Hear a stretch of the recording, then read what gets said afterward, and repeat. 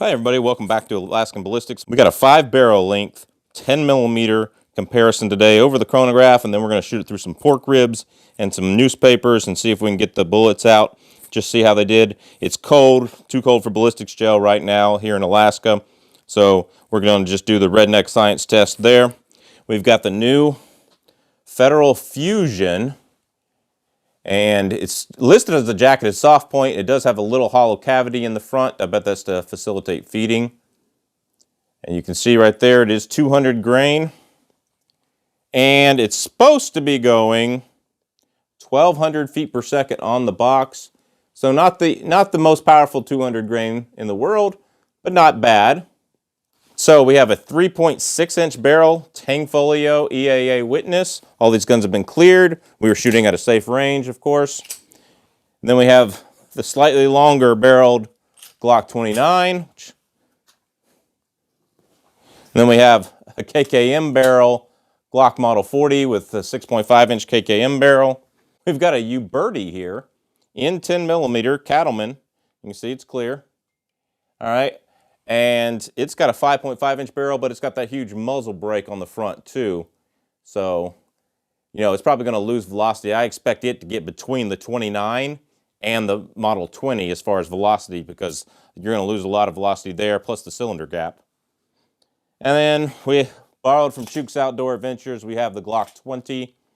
And of course, this gun's borrowed from Chooks Outdoors Adventures. He went with us to shoot. He's standing right next to me. So we're not doing anything illegal, borrowing guns or anything like that.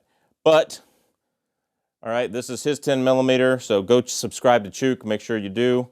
Federal Fusion, 200 grain. Let's see if it's normal weak Federal or if it's actually got some kick to it.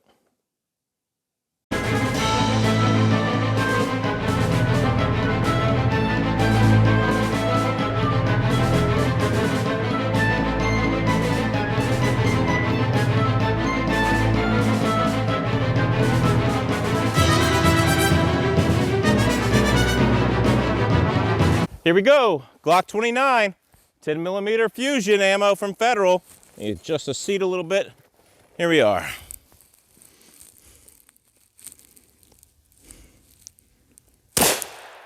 .1035, 1041, and 1025. Now we have a U-Birdie Cattleman with a 5-inch ported barrel. It's got a lot of portholes in this. Wouldn't surprise me if it was going slower than the Glock 29. Here we go. 1057, 1082, 1075. Didn't shoot my chronograph with that light trigger pull this time. I was being careful. Here we go, Glock 20, Federal Fusion ammo. 1089, 1103, and 1073. And here we go, Glock 40 with the KKM 6.5-inch barrel.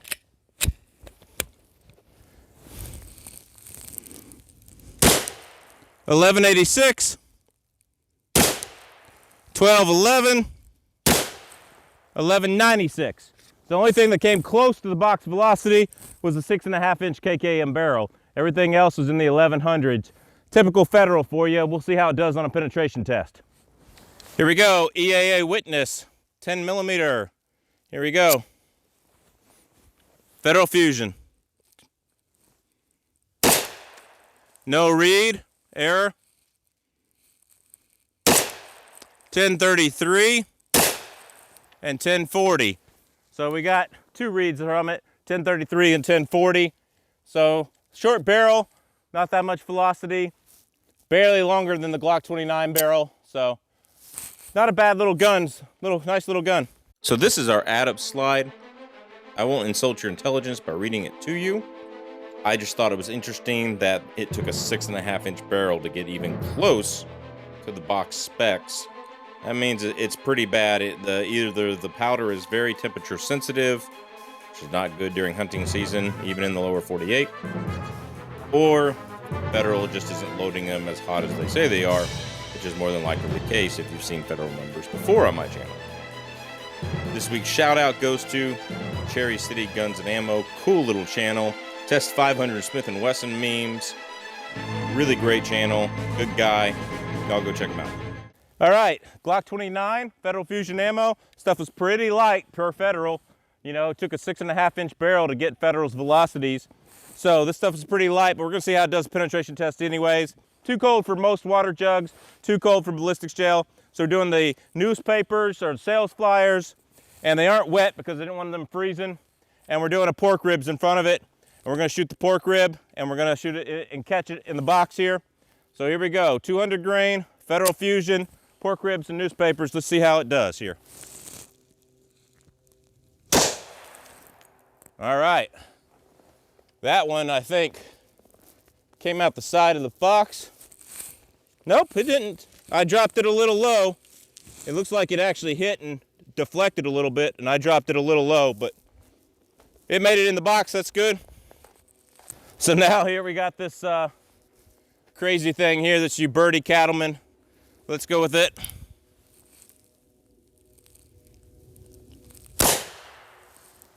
All right, looks like I put it right next to the Glock 29, just a little bit over. Here we go, we got the Glock 20. Gonna go a little higher here. All right, shot it a little higher so I could avoid the other rounds. Okay, not bad.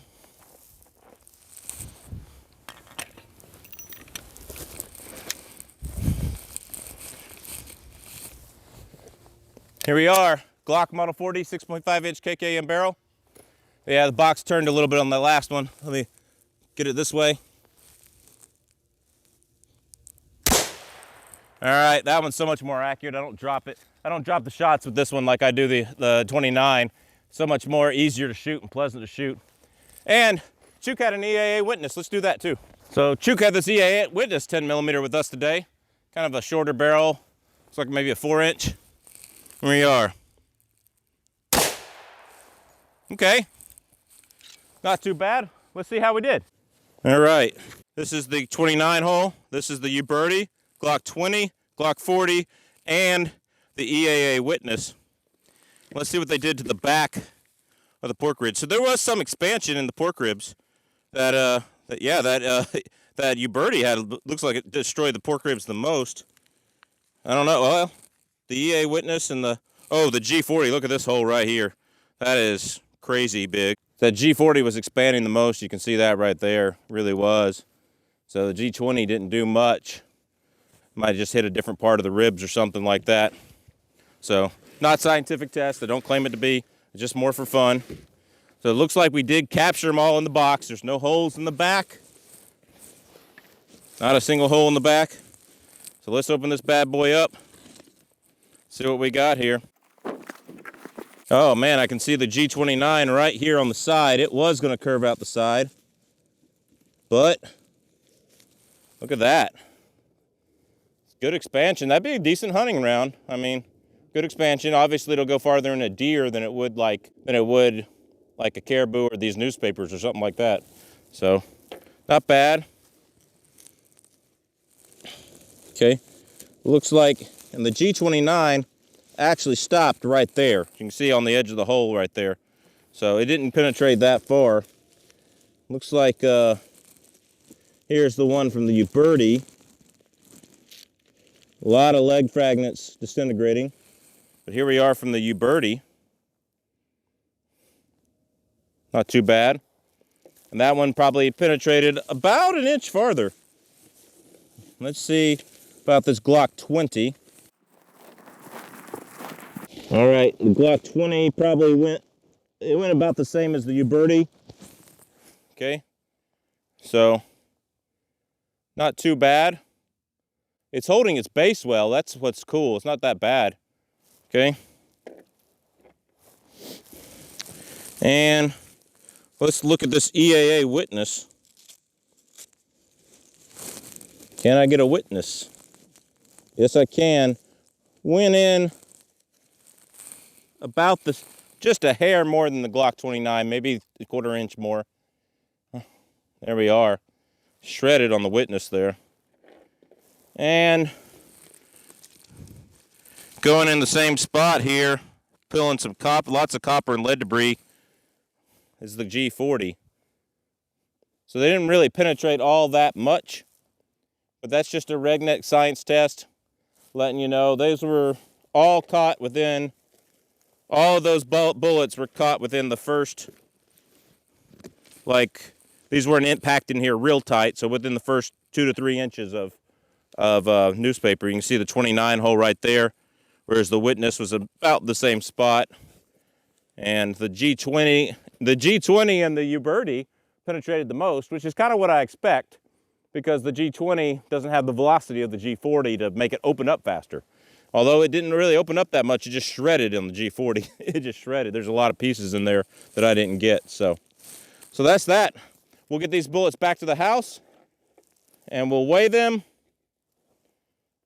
and that's what we got. So, but you know it'll go through ribs and destroy ribs. So a lot of fun, redneck science test.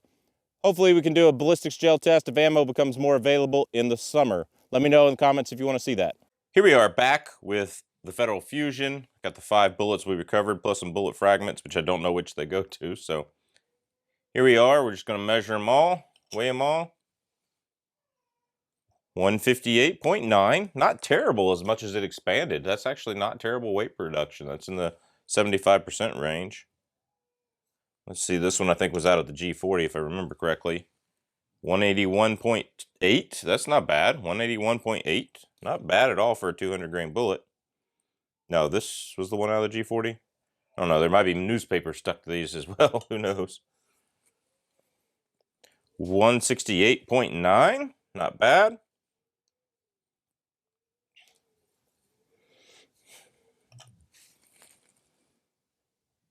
191.8.